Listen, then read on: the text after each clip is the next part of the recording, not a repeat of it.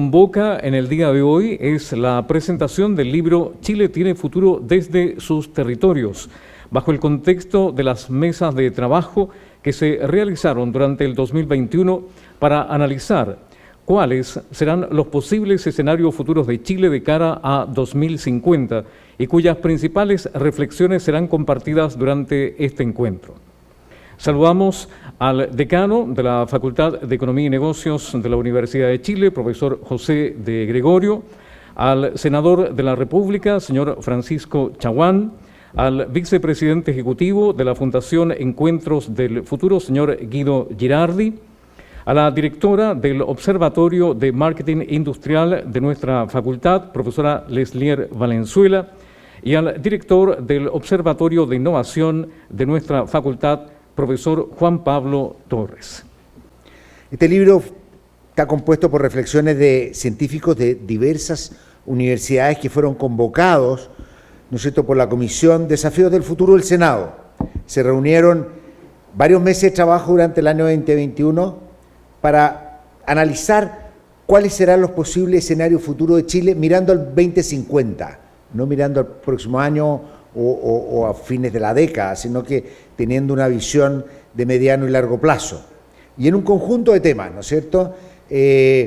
Nosotros tuvimos la destacada participación de Juan Pablo Torres, profesor asociado en nuestra facultad y director del Observatorio de Innovación, en un conjunto de temas, y que quisiera destacar dos temas clave, los que tuvo, que son el tema de inteligencia artificial, que tiene que ver con todo lo que sea innovación, tiene desafío en el mundo del trabajo, y el cambio climático, que es tal vez la mayor amenaza que enfrenta la humanidad, y que hay que pensarla no en una perspectiva del próximo año, sino de las próximas décadas. Y también una cosa interesante de este libro es que para pensar en el futuro y en el futuro de Chile y las oportunidades que se vienen, los desafíos y los riesgos, Chile tiene el futuro desde sus territorios y una perspectiva descentralizada, una perspectiva en la cual no hay países que se desarrolle un lugar y el resto queda como aislado.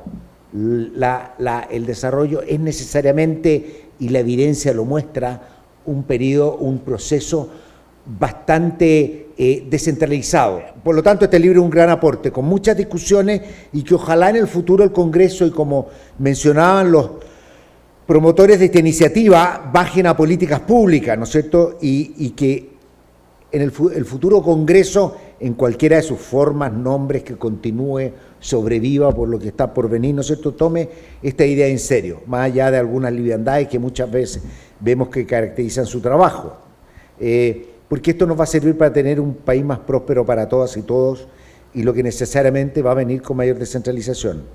Así que creo que realmente el mirar hacia el futuro es muy, muy poderoso. Toda la discusión que Juan Pablo tiene sobre inteligencia artificial. La inteligencia artificial no va a destruir los trabajos. No nos vamos a quedar sin pega, por el contrario, vamos a hacer un mundo más próspero. Pero tenemos que saber hacer la transición, porque las transiciones tienen costo y no queremos que haya gente que se vaya quedando atrás. Pero esto es exactamente lo que pasó cuando Henry Ford instaló la línea de producción. La gente dijo, se acabó el trabajo. Después empiezan a aparecer y hay cada vez más trabajo. Impresionantemente en Estados Unidos, en la década pasada, que fue la década de mayor automatización en Estados Unidos, es cuando más creció el empleo. Entonces son todos desafíos, tenemos que mirar al 2050. Hay quienes están mirando a las elecciones, al plebiscito, a lo que viene, está bien, vamos a tener que mirar y no nos olvidemos que es algo muy importante. Pero la mente la tenemos que poner en un periodo más adelante, y por eso yo felicito a mis colegas que han estado en esto, y felicito al ex senador Girardi, además aprovecho de hacerle un homenaje por tantos años de servicio al país, y al senador Chaguán por haber impulsado esta iniciativa. Perdón, era solo una introducción, pero me entusiasmo. Muchas gracias.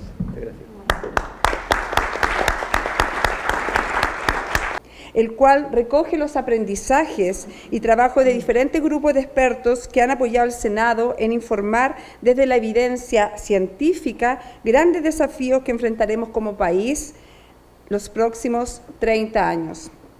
En estos grupos se ha conversado diferentes temas país, como la política espacial, la medicina genómica, el futuro del trabajo, los sistemas alimentarios sostenibles, los data centers, el desarrollo del hidrógeno verde, la minería verde, los escenarios futuros. Y es precisamente en este último tema que el profesor Juan Pablo Torres lideró, junto a Fernanda Plaza y Marco Porto, todos investigadores del Observatorio de Innovación de la Facultad de Economía y Negocio, lideraron la comisión de ver y visualizar escenarios posibles, escenarios futuros, integrando diferentes áreas de conocimiento y dándole prioridad a dos temas. Primero, cómo la inteligencia artificial afectará las relaciones sociales y laborales de nuestro país y cómo los efectos del cambio climático afectarán al tejido social de nuestro Chile y del mundo en general. Estas temáticas convergen en el desafío del desarrollo sostenible para nuestro país, siendo prioritario una visión integral entre el Estado, las organizaciones y los consumidores. Me invita y nos invita a pensar, a reflexionar, y seguramente cada uno de ustedes en este momento, al escuchar esta frase, Chile tiene futuro desde los territorios. Emergen en nosotros pensamientos, emociones sobre un futuro esperado y anhelado para nuestro país. Por lo mismo, amerita hacernos la pregunta, ¿y qué futuro anhelamos para nuestra sociedad? ¿Y cómo caminamos hacia ese futuro desde los territorios? En los diferentes capítulos del libro se resumen las conversaciones planteadas entre científicos, miembros de organizaciones civiles y miembros de algunos organismos públicos, entre ellos los senadores de la Comisión de Desafíos del Futuro, para pensar justamente cómo gestionar políticas públicas. Y en este mismo sentido, considero importante mencionar que las mujeres se caracterizan por un estilo de liderazgo más colaborativo e inclusivo, creando valor para y con distintos grupos de interés, considerando la implementación de estrategias no solo los impactos económicos, sino que también los impactos sociales y del medio ambiente. Por lo tanto, hay que comprender y comunicar que ya el enfoque de género es una necesidad social y económica y por ende un eje primordial del desarrollo sostenible. Por otra parte, la mirada inclusiva desde las distintas realidades territoriales y con enfoque en los impactos económicos, sociales y medioambientales se torna crucial y de carácter urgente, puesto que el consumo acelerado de los recursos naturales que se han sobreexplotado por muchas décadas es un problema global que ha puesto en riesgo el crecimiento sostenible de nuestro planeta. Hoy, lo único permanente es el cambio, lo único persistente es la crisis. Y eso es parte de un proceso donde las confianzas han caído, las confianzas interpersonales. Antes de la crisis del 2019, el 12,6% de los chilenos confiaba en su vecino. Las desconfianzas interpersonales eran las más bajas de los países de la OCDE. Hoy día, posterior a la crisis institucional, la crisis política, la crisis social y la pandemia, vemos que esas cifras siguen cayendo. Y esa desconfianza interpersonal se traslada a la desconfianza institucional. Y Finlandia pasó de ser uno de los países con peor calidad de educación en la Unión Europea a ser uno de los países con mayor calidad en la educación en la Unión Europea. De ser un país dependiente del petróleo ruso a ser un país independiente energéticamente. De ser un país que tenía una mala distribución de la riqueza a ser un país que adoptó las medidas eficientes y eficaces en su momento para mejorar la distribución de la riqueza y establecer también un foco para la dignificación del trabajo. Entonces, los desafíos de construir un mejor futuro dicen relación con crear primero espacios para la confianza. Y esta Comisión Desafíos del Futuro, que es la única que está integrada no solamente por parlamentarios, está integrado por los rectores de universidad, está integrada por la Academia de Ciencia, está integrada por los premios nacionales, está integrada por la sociedad civil organizada, que es parte de la comisión y que presenta proyectos de ley a través de la comisión. O sea, es un hito importante un hito relevante, y que hace 11 años comenzó a soñar, y acá nuevamente reconocer el liderazgo de Guido, en crear el Congreso del Futuro.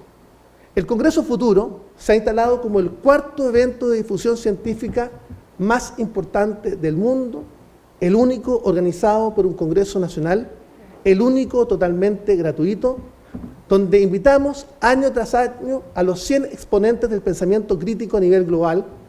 Generalmente tenemos además un convenio con la Fundación Nobel. Todos los años tenemos 4, 5, 6 premios Nobel que vienen a debatir, a dialogar con los ciudadanos de nuestro país para construir futuro. La Comisión de Desafíos del Futuro ha estado trabajando también en otros temas que son importantes. Cómo generar el despertar temprano con la ciencia en niños, niñas y adolescentes.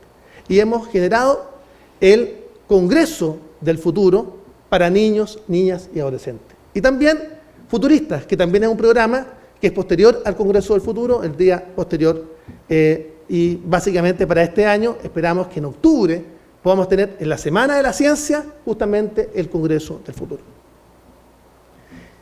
¿Cómo salir de las trincheras? Porque de esto se trata. Salir de las trincheras no solamente políticas, salir de las trincheras mentales. Y ese es el desafío que tenemos por delante. Hoy día vivimos en una atomización justamente de las posiciones. Las posiciones también se radicalizan. ¿Y por qué se radicalizan? Se radicalizan porque gracias a los smartphones, hoy día repetimos el eco de los iguales. Revisen su WhatsApp, sus grupos de WhatsApp, iguales, hablando y generando efectivamente un incentivo para extremar posiciones. Y finalmente lo que ocurre es que esas posiciones se van validando porque uno escucha al eco de los iguales. Entonces, estas nuevas tecnologías tienen desafíos, tienen externalidades positivas y que son elementos importantes para el salto cualitativo y cuantitativo del desarrollo, pero también tienen externalidades negativas que tenemos que hacernos cargo. Y es por eso que junto a Guido Girardi trabajamos en un proyecto de protección de los neuroderechos. Somos la primera constitución en el mundo, que logró consagrar el derecho a la indemnidad mental de las personas. Y esto lo trabajamos con científicos como Rafael Yuste, que lideró el proyecto PRIME, asesor del presidente Obama, y logramos que en Chile pudiéramos crear el proyecto para proteger la indemnidad mental de las personas. ¿Y qué busca este proyecto? Este proyecto busca proteger nuestros neuroderechos. ¿A qué se refiere? Fundamentalmente, a que podamos proteger la autonomía en las tomas de las decisiones y no terminar determinados en nuestras tomas de decisiones por justamente las plataformas digitales. Dijimos, vamos un paso más allá. Regulemos la protección de los neuroderechos en virtud de una ley, proyecto que está actualmente en tramitación. Logramos despertar el interés de los presidentes de nuestro país. Logramos que este tema fuera observado por la Unión Europea, por los países del Par Latino, que van a imitar el ejercicio con también protecciones similares. Y con la creación de comisiones del futuro que sean capaces también de enfrentar colectivamente, ya no solamente en una acción que está realizando nuestro país y que esperamos que el próximo Congreso Futuro lo hagamos binacional con Argentina, sino que además generar la capacidad de que América Latina se una en torno a un proyecto colectivo. Imagínense ustedes que vienen 100 líderes mundiales y nacionales todos los años a nuestro país. Y vienen totalmente de manera gratuita. Todo lo trabajado por el Congreso Futuro, no tiene derecho a propiedad intelectual. Puede ser libremente usado. Y este trabajo, Chile tiene Futuro desde su territorio, recogió a 600 investigadores científicos de manera totalmente gratuita. Si uno tuviera que cuantificar cuánto es el valor hora hombre de las personas que colaboraron en la formulación de este libro, uno podría llegar a varios millones de dólares, y si no decenas de millones de dólares. Acá trabajaron los científicos que están en la primera línea del país, que trabajaron de manera gratuita, por 3 años, en 15 comisiones temáticas. Y es en virtud de este trabajo que la comisión no solamente está elaborando proyectos de ley con bajadas para que la telemedicina se pueda implementar en nuestro país. Se aprobó ya en segundo trámite constitucional, en tercer trámite. Y esperamos que efectivamente la comisión, por parte de la Comisión de Salud, que presido, y ahora en la Comisión de Hacienda, y lo podamos despachar, para que en definitiva la relación entre el médico-paciente esté validada a través del uso de las tecnologías de la información. Proyecto también de nuestra autoría, junto con Guido Girardi. O temas que es en relación, como les dije anteriormente, con los cambios de uso horario, para incorporar el ciclo circadiano dentro de las tomas de decisiones, u otras materias que son realmente relevantes, que sean parte de la consideración, sino que también el surgimiento de políticas públicas. El trabajo de esta comisión, que ustedes van a ver reflejado en este libro, que vuelvo a insistir, es un libro sin propiedad intelectual, que ustedes puedan usar libremente el trabajo, que está en la web de manera digital y que ustedes lo pueden también ver de manera en papel, y hoy día ojalá esperemos que todos y cada uno de ustedes puedan tener acceso a uno de ellos.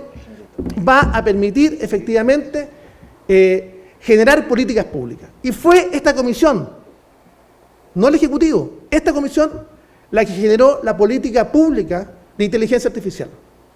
En la década de los 80, Corea del Sur tenía el mismo modelo de desarrollo que Chile. El mismo modelo, altamente concentrado, donde el poder político, económico y social se concentraba en la región metropolitana. Y Corea del Sur tomó una decisión: descentralizar, generar un modelo policéntrico, establecer cuáles eran las ventajas comparativas que tenía cada región del país y tomar una decisión, optar por invertir en innovación, ciencia, tecnología y conocimiento. El 4,6% del PIB de Corea del Sur lo invierte en innovación, ciencia, tecnología y conocimiento. Y ha dado el salto cualitativo al desarrollo. Y acercó las tomas de decisiones a los ciudadanos. Y logró desarrollar el país desde los territorios. Entonces, ese es el desafío. Mientras nosotros sigamos esperando que las cosas fluyan y como el espejo de Alicia salgan como un conejo de un sombrero desde la región metropolitana, no vamos a lograr el desarrollo que se requiere. Por eso es necesario que la formación de masa crítica a través de las universidades regionales, y hemos dado un esfuerzo muy importante para que cada región tenga una universidad, incluso estatal, o centros de formación técnica estatales en regiones, para generar masa crítica en regiones. Pero también tenemos que mantener justamente esa masa crítica en la misma región, y no venirse justamente a la región metropolitana en busca de mejores condiciones laborales. Y el problema que tenemos es que hay un desplazamiento de las capacidades críticas de las personas, de la capacidad de toma de decisión, a la región metropolitana en búsqueda de mejores salarios. Entonces tenemos que cambiar aquello. Entonces, la invitación para ustedes es a explorar este libro. A explorar este libro. Vamos hoy día a ver 2 de las temáticas de las 15, y les quiero contar que ya estamos trabajando con Guido Girardi, que sigue vinculado a través de la Fundación Futuro, de este desafío que tomamos juntos y que hemos seguido juntos durante mucho tiempo. Y esto demuestra además que no hay barreras ideológicas. El futuro no tiene barreras ideológicas. En el futuro, en la conformación del futuro y la construcción del futuro, no hay izquierdas y derechas. En la construcción del futuro se requiere voluntad para soñar colectivamente un proyecto que vuelva a restablecer las confianzas en Chile y en los chilenos. Muchas gracias. Además de hacer este Congreso Futuro todos los enero, donde ya hemos tenido 5 millones de interacciones dentro del Congreso del Futuro, es increíble, se dan cuenta, 40.000 personas presenciales. Hicimos un Congreso Futuro de niños y niñas que se llama Futurista, que lo vamos a volver a hacer, porque ahí está la base de nuestro problema: cómo generamos curiosidad, cómo despertamos el amor al conocimiento, a lo distinto, cómo generamos pasión en los niños y niñas, que es lo que se está perdiendo, y adaptabilidad. El cerebro tiene una cosa que se llama plasticidad neuronal. Nosotros tenemos que generar plasticidad institucional, plasticidad democrática, que nos permita enfrentar un mundo cambiante. ustedes probablemente no van a tener un trabajo en la vida, van a tener varias profesiones en la vida. ¿No? Viene otra era. Y entonces nosotros dijimos, bueno, pero además estamos entrando en este mundo de la inteligencia artificial.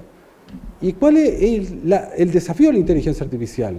Que yo creo que es la tecnología más potente que el ser humano ha generado, pero como toda tecnología, al mismo tiempo que representa la oportunidad, es tu mayor amenaza. Y yo creo que estamos viviendo ese trance de que la tecnología requiere gobernabilidad y requiere procesos democráticos y requiere que la humanidad se haga cargo del pilotaje democrático usando la tecnología y no que la tecnología te transforme a ti sin tener conciencia de ello. Nosotros creamos como humanidad la energía nuclear que puede ser usada para el bien o puede ser usada para el mal, pero se establecieron regulaciones y mecanismos. Entonces, nosotros partíamos también del supuesto que primero sin inteligencia artificial no vamos a poder vivir ni sobrevivir como humanidad. Tal vez nunca vamos a saber si no existe la inteligencia artificial nuestros orígenes, nuestro destino, si existe el multiverso o no existe el multiverso. Tal vez no vamos a conocer el sentido profundo de la vida ni poder continuar la misión evolutiva que probablemente es fuera de la Tierra en algunas décadas más. Pero el problema también es que esta tecnología constituye hoy día nuestra mayor amenaza si no sabemos gobernarla. Entonces, por ejemplo, ¿qué desafío hay? ¿Por qué esto tiene mucho que ver con ustedes, con la economía?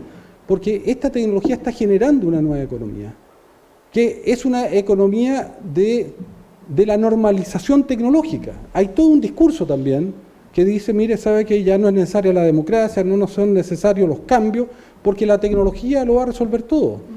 No es necesario modificar nuestro modelo de consumo ni dejar de usar combustibles fósiles porque algunos dicen la geoingeniería lo va a resolver. Y por lo tanto tenemos también un problema de reapropiación de la democracia para enfrentar, pero esta democracia que tenemos piensa en el ayer y no está pensando en lo que viene. Internet se transformó en un territorio de nuevos imperios. ¿Y vamos a democratizar Internet o vamos a ser en cierta manera súbditos de Internet? ¿Vamos a ser ciudadanos o vamos a ser súbditos? Y yo creo que uno de los grandes desafíos de la humanidad es regular Internet.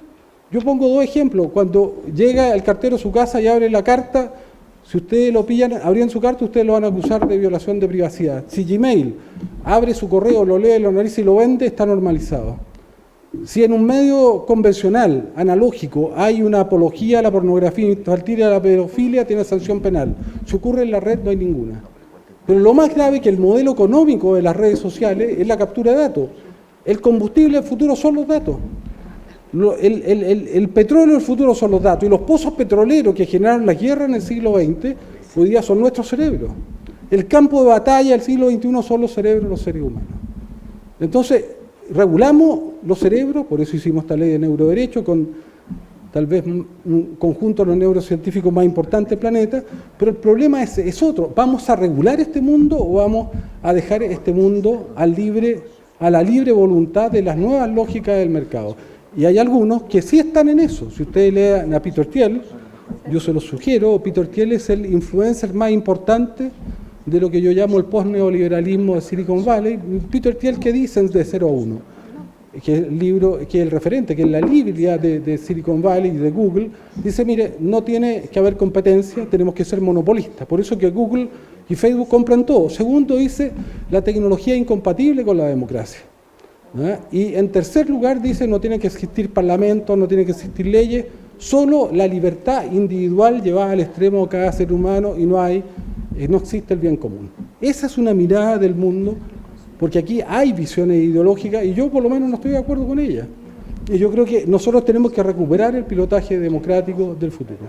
Además, tenemos que generar centros de pensamiento. ¿Por qué? Porque el pensamiento va a ser un fenómeno escaso en el futuro. ¿Y por qué va a ser un fenómeno escaso? Porque de los cambios que está generando la tecnología, y ustedes lo ven en las redes sociales, como el modelo de negocio son los datos, ustedes dicen, ¿por qué hay tantos fake news en las redes sociales? Porque es un modelo de negocio, porque aumenta la rentabilidad, porque aumenta los beneficios de Google, de Facebook o de la plataforma china. ¿Y por qué aumenta los beneficios? Porque si el negocio es extraer datos de los cerebros, yo necesito contenido que traigan datos, que ordeñen los cerebros y puedan sacar datos, porque ese es el oro del futuro. Ah, mira, qué interesante, pero ¿qué quiere decir eso? Bueno, el cerebro, quien está encargado de la atención es la parte más primitiva del cerebro. y la parte más primitiva del cerebro, algunos lo llaman cerebro reptiliano, se activa solo con contenidos que son polares, extremos, agresivos, falsos. Entonces, ¿qué pasa en la red? Los algoritmos de estas plataformas aumentan los contenidos falsos, extremos, polares, porque son los que aumentan justamente el tráfico de datos. Y eso es muy interesante, ¿por qué? Porque generan un mundo que está gobernado por esa lógica, por ese modelo de convivencia. Y si tú estás ahí, cuando sales fuera de ese mundo, mantienes ese modelo de convivencia, de agresividad, de polaridad, y eso es muy grave, pero además no hay certificación de veracidad. Aquí hay una economía cognitiva que está cambiando. Antes la verdad en el mercado cognitivo tenía un valor por sobre la falsedad, porque había la prensa, porque había los intelectuales, que en el mundo analógico hacían certificación de veracidad. Hoy día en la red no hay certificación de veracidad. Y el problema de la red es que lo falso y lo verdadero son lo mismo. El problema es que lo verdadero tiene un costo, tiene un tiempo, y lo falso es gratis y no tiene tiempo, es inmediato. Y como el cerebro está cableado para creer, por eso evolucionamos, que fue una ventaja adaptativa, hoy día el cerebro que está cableado para creer en la red, donde no hay certificación de veracidad, se transforma en una desventaja evolutiva. Y ahí tenemos un problema. Hoy día los circuitos neuronales están cambiando para un pensamiento superficial, leve, rápido, apresurado, que es otro pensamiento y va a cambiar la manera de pensar. Pero además la inmediatez, como decía Pancho, hace que nadie tenga tiempo para pensar. Entonces, ¿quién piensa el futuro en el momento que más se necesita que piensen la sociedad? Los ministros hoy día no tienen tiempo para pensar, ni las ministras tampoco, están sometidos a la inmediatez. Bueno, por eso que generar centros de pensamiento hoy día es fundamental. ¿Y qué es lo que hicimos nosotros? Es decir, bueno, vamos a hacer un laboratorio que ofrezca ser una alternativa de un centro de pensamiento que va a ser un recurso tan escaso que yo creo que al futuro no va a haber pensamiento, va a ser un commodity de consumo. Y nosotros, la idea nuestra es ser un centro de pensamiento. ¿Pero cómo? Uniendo lo que está separado, uniendo la ciencia chilena con la ciencia mundial. Cuando nosotros hacemos estas comisiones, lo hacemos con la ciencia mundial, con los referentes de inteligencia artificial de todos los países más avanzados del planeta. Uniendo nuestras universidades públicas con las privadas, que pasan peleando, nosotros las unimos. Uniendo los territorios con el centro, uniendo la izquierda con la derecha, uniendo los empresarios con los ecologistas. Esa es la gracia de esta comisión. En cada una de esas comisiones está la integración, no solo de Chile, dentro de Chile, sino con la ciencia más avanzada. Primero quiero agradecer al decano, José de Gregorio, por darnos la oportunidad como académicos de participar en estas comisiones del Senado, a los senadores Francisco Chaguán y Guido Girardi, por darnos también la oportunidad de expresar esto y liderar estos procesos de cambio, a la profesora Leslier por las palabras, esa introducción sobre el libro, y también quiero agradecerles a ustedes, primero por estar interesados en estos temas. Muchos de nuestros alumnas y alumnos participaron en esta comisión, principalmente por el desafío de decir, mira, ¿cómo podemos aportar al país? Ingenieros comerciales, control de gestión, licenciatura en economía y administración, y también, de cierta forma, estudiantes de otras universidades dijeron, mira, nosotros sí queremos participar en esto. Yo quiero concluir, después de haber hablado bastante, los expositores previos, sobre las dificultades, los escenarios, los retos, mostrando a través de un escenario visual, un escenario, tenemos varios escenarios, pero les quiero mostrar uno, y para tener esta profundidad, quiero que se hagan el cuestionamiento de una simple pregunta. ¿Qué pasaría si sucede el escenario? No tratar de evitarlo, no tratar de decir, ¿sabes qué? Tenemos que evitar esto. Lo que tenemos que analizar a través del pensamiento basado en escenario es cómo la sociedad civil reacciona, se prepara y planifica una estrategia que puede ser de resiliencia a nivel de país, desde los diferentes multiactores, desde el Congreso, desde el gobierno, desde las universidades y los centros de conocimiento, desde la sociedad civil y desde la industria. Quiero que si se puede poner el video de escenarios, es un video breve que resume un poco una de las submesas en donde hablamos sobre inteligencia artificial y cómo esto podría afectar a nuestra sociedad chilena en los próximos 30 años.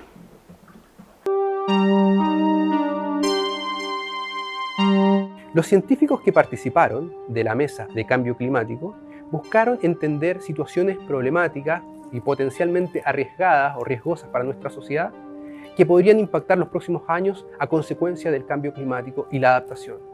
es muy importante que los desafíos que se están viendo en esta mesa generen impacto para hacer cambios reales hoy en día de políticas públicas y también para guiar las políticas de futuro.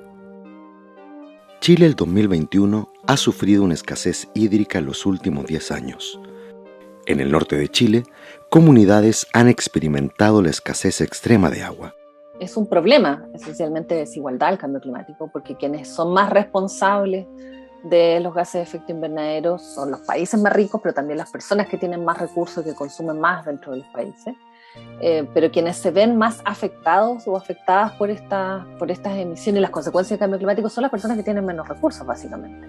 Porque finalmente son ellas las que se enfrentan a desastres de diferente tipo o problemas crónicos, para los cuales no tienen las suficientes herramientas, recursos o alternativas, ¿no?, para poder cambiar sus formas de vida, moverse de los lugares donde están o reinventarse, reconstruir sus viviendas si es que son destruidas. Entonces, finalmente, quienes sufren las consecuencias del cambio climático son las personas que son más vulnerables, ¿no? El cambio climático, desde ese punto de vista, profundiza la desigualdad en nuestro país y en el mundo.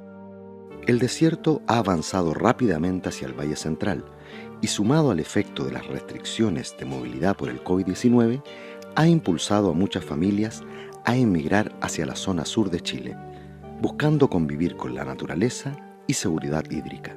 La agricultura de la zona central ha reducido sus producciones debido a la escasez hídrica. La agricultura hoy día en Chile se está viendo seriamente impactada por el cambio de clima. Tenemos menos pluviometría, mayores temperaturas, veranos más largos, y esto ha afectado seriamente en la zona norte, centro y centro-sur a la agricultura, tanto a la agricultura como a la ganadería, a la lechería. Ya hemos visto migraciones importantes a la zona sur en búsqueda de agua. Creo que esto va a seguir ocurriendo. Entonces hoy día la agricultura va a tener que ser mucho más eficiente en el uso de los recursos, en lo que tiene que ver con riego y el uso del agua para sus cultivos o la operación de sus faenas ganaderas o lecheras.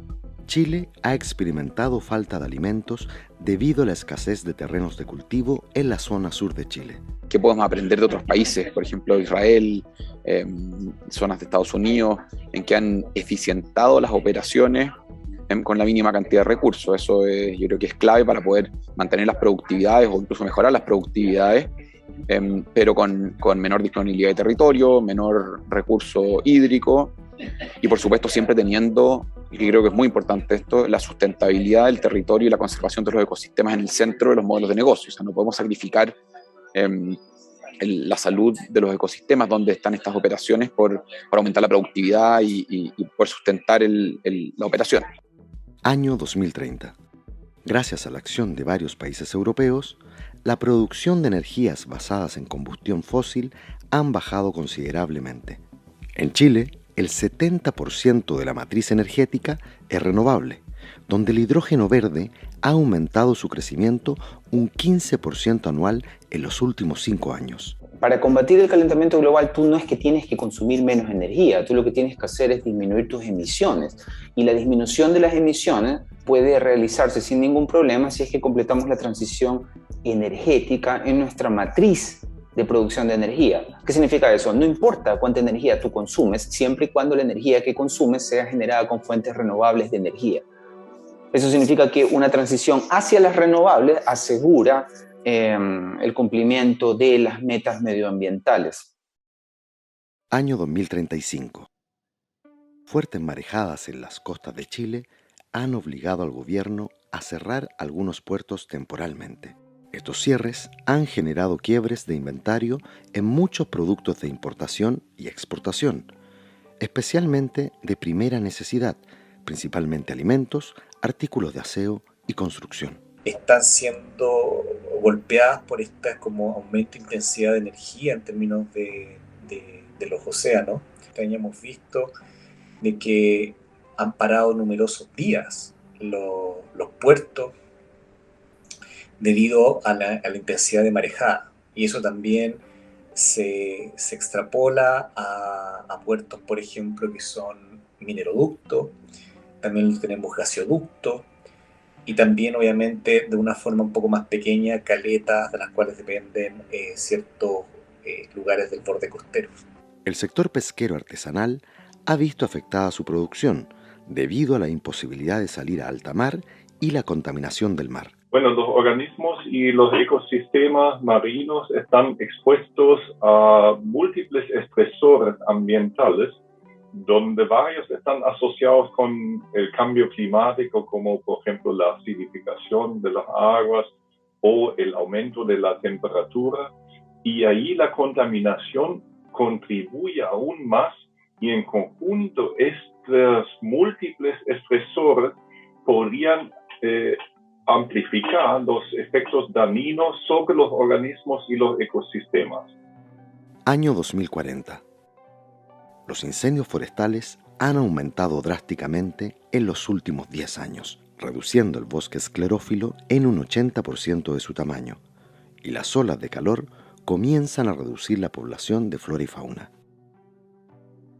La cordillera de los Andes norte y central ha experimentado la baja sostenible de los glaciares, lo que produce la desaparición parcial de los ríos Loa a Rapel. Año 2045. Chile ha comenzado a exportar energía basada en fuentes renovables. Sin embargo, la demanda de energía en Latinoamérica aún supera en un 40% la oferta de producción de energías renovables. Varios países aún utilizan sus reservas de hidrocarburos para autoabastecerse, produciendo una nueva ola de emisiones que genera contaminación ambiental de dióxido de carbono a la atmósfera. La temperatura global ha aumentado en promedio 1,6 grados Celsius desde 1960 y 0,6 grados desde 2017. El problema es que hoy, cada vez que tú cocinas, quemas gas. Cada vez que tú te calefacciones, quemas parafina. Cada vez que haces un asado, quemas carbón. Cada vez que usas electricidad hoy, también estás consumiendo carbón, que está siendo quemado en la termoeléctrica para generar la energía que tú estás utilizando. Entonces, ¿cuál es la moraleja? No es que tú tienes que dejar de cocinar o calefaccionarte, no. El asunto es que pronto toda esa energía que estamos consumiendo tiene que ser, una, eléctrica, y dos, la electricidad tiene que ser producida sin la quema de combustibles fósiles. Año 2050. La contaminación de la tierra y la escasez de agua para la población de más de 21 millones de habitantes en Chile ha generado conflictos sociales en todo el territorio nacional. Las regiones de Aysén y Magallanes son los territorios más demandados para vivir. Conflictos fronterizos con Argentina han aumentado por el asentamiento turístico en la Patagonia en los límites geográficos de Chile. Chile y Argentina van a tener que ser países receptores de migración, si el cambio climático continúa como está, ¿no? Porque los lugares, los territorios más cerca de los trópicos y subtrópicos son los que van a ser menos habitables. Entonces, por lo tanto, también tenemos que preparar a nuestros países para que sean capaces de recibir migración de manera planificada, integrarlos adecuadamente y que eso no signifique una mayor desestabilización económico-política. Una de las grandes ventajas de la ciencia ciudadana es que involucra a mucha gente, y muchas de esas decisiones que vamos a tener que tomar en el futuro respecto al cambio climático van a tener que involucrar también cambios de nuestra propia conducta. Y para esto es muy importante tener a la gente a bordo, que la gente participe en estos cambios que vamos a enfrentar en los próximos años y décadas. Y la ciencia ciudadana puede lograr justamente esto, involucrar a la gente en la investigación y en el cambio.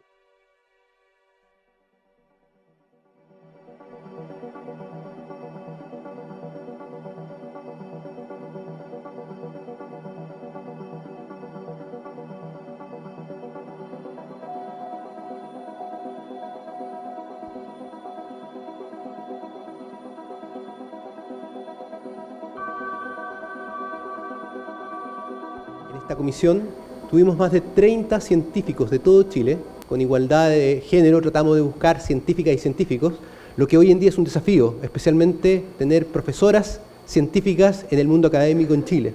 Es un tremendo desafío para nuestras actuales estudiantes, nuestras futuras doctoras, que en el futuro tenemos una tremenda atención de cómo vamos a abordar tremendos problemas a la sociedad. No sabemos porque no tenemos el pasado de información histórica de cómo tenemos que abordar. Pero una de las cosas que sí sabemos es que en el pasado, uno de los elementos que nos permitió sobrevivir a las diferentes dificultades del clima era interactuar como sociedad. Y por lo tanto, gran parte de los retos de estos científicos que venían de los campos de neurociencia, derecho, psicología, antropología, economía, física, etc., nos presentan que desde la ciencia sí es posible informar políticas públicas. Y estos hitos, estas instancias que se crean, por ejemplo, en esta ocasión, que ustedes hayan venido, que senadores de la República hayan venido, que nuestro decano apoye este tipo de políticas y que estudiantes como ustedes hayan participado, genera una instancia de conversación que hoy en día es clave para ponernos de acuerdo para los desafíos, primero, de corto plazo, que todos sabemos cuáles son, y los grandes desafíos de largo plazo que han sido expuestos en algunos de estos escenarios y son destacados en este libro. Para mí es un gusto cerrar esta sesión con todas y todos ustedes. Quiero agradecer a nuestros invitados panelistas por la atención, por los conocimientos que nos han querido compartir, las reflexiones centrales, y también a todas y todos ustedes por haber participado en esta jornada.